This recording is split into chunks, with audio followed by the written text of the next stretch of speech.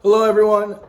Super quick safety minute this week. I wanted to go over some of the resources that we have on I Am Responding that people may or may not know about. I know this is closer than you're used to be. The camera's not quite 6 feet, so I'm sorry I'm not practicing safe social distancing. So when you open up I Am Responding here, this is the screen you get.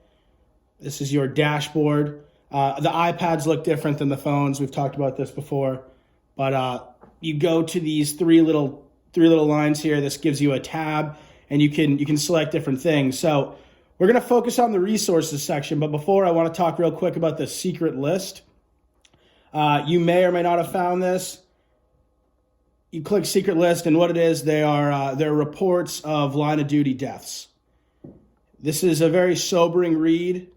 Sometimes I'll sit down and I'll scroll through these, and you can read all the different reports of what actually happened. For this one right here, this is a FDNY mechanic / Long Island firefighter. This was a line of duty death due to COVID-19. So it's sad to say that a lot of the recent ones we're seeing are some of these are COVID-19s. These top three right now are COVID-19s, the most recent ones, and they're all within the last week. But like I said, it's a very sobering read. Make sure these guys didn't die in vain. We have a lot to learn from any line of duty death, and I Am Responding kind of streamlines everything into this platform. So any line of duty death that happened around the country, the report is in this list. So you can go ahead and read it, figure out the key things that happened, and hopefully learn something from it. Moving on from that, I know we kind of started with the sad stuff, but we go into resources here. It's two above the secret list. It looks like a little links of chain. So we have two different sections. We have I Am Responding resources, and we have department resources. So under the I Am Responding resources, these are all, anyone that has I Am Responding, these are available to them. This is stuff that I Am Responding put up in this resource tab for all of their users. A lot of good stuff. We've got 4 or 5 COVID resources up here. We got COVID resources down here. Stuff like FEMA Field Operators Guide, hazmat identification. There's a drug pill identifier. So stuff that if you don't already have it as an app on your phone, that's totally okay. You just click whatever it is. Well, that's a COVID resource. Let's try something that's not COVID related. Let's go to the pill identifier. You click that, and you can literally, select. You can if there's a pill laying on a patient's floor on their nightstand, you can identify it. You enter what it says on it, so what the imprint is. You select the color, and you select the shape, and you hit search, and it'll tell you all the different ones that it could be. So those are I Am Responding resources. Again, a lot of good stuff there. If you toggle over to department resources, these are stuff that Cascine Fire has uploaded for our members. We only have 4 things here, but it's stuff that everyone should have in their pocket. So the first one is rental listing contacts.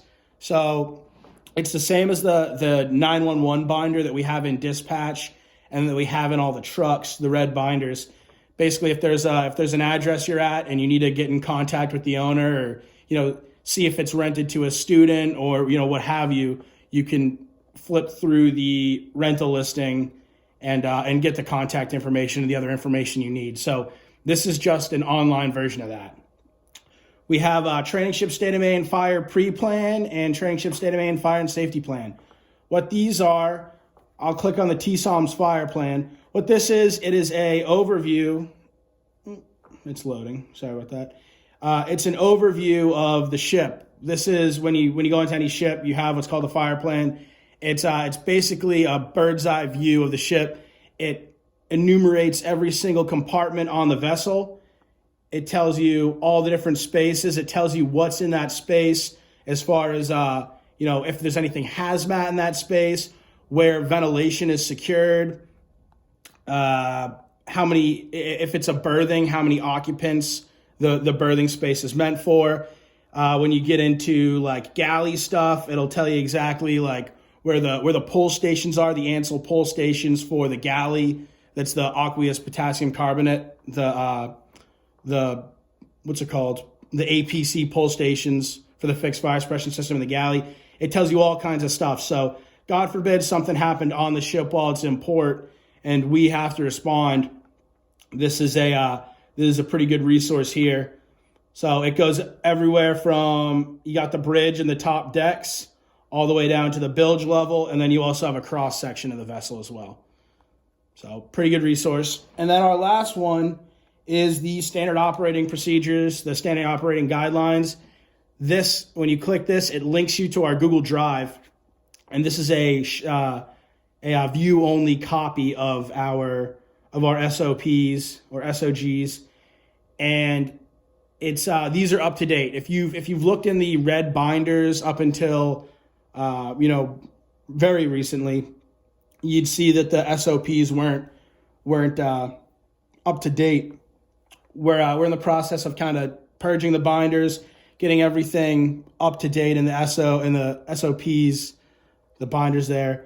But this is the complete guidelines here.